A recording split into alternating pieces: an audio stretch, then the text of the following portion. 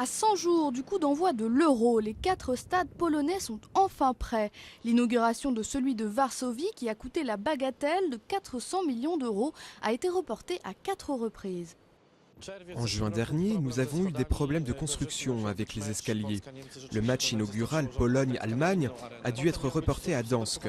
Après, nous avons dû annuler le match de Supercoupe entre Varsovie et Cracovie parce que les liaisons radio de la police fonctionnaient mal. Aujourd'hui, tout est réglé. À plusieurs reprises, les forces de l'ordre ont pu se tester avant l'Euro. Pendant la compétition, 100 000 policiers seront mobilisés pour assurer la sécurité des supporters. La nouvelle loi polonaise, votée l'année dernière, veut avant tout lutter contre l'impunité des hooligans. Dans chaque stade, il y aura des salles spéciales équipées de caméras reliées à un tribunal. Cela permettra de juger sur le champ les auteurs d'infractions et ils devront assumer leurs responsabilités. Au cours de leurs nombreuses visites, les instances de l'UEFA ont jugé satisfaisantes les infrastructures polonaises.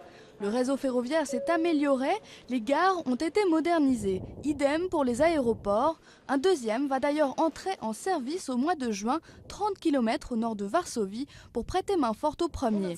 Chez nous, c'est sûr, on accueillera les vols low cost avec les supporters ainsi que des petits avions privés. Le point noir de l'organisation polonaise, c'est son réseau routier. Après le fiasco de l'entreprise chinoise qui promettait de construire une autoroute pour 2 fois moins cher que la concurrence, l'axe majeur Berlin-Varsovie a peu de chances d'être prêt pour l'Euro, tout comme des centaines de kilomètres de routes toujours en travaux.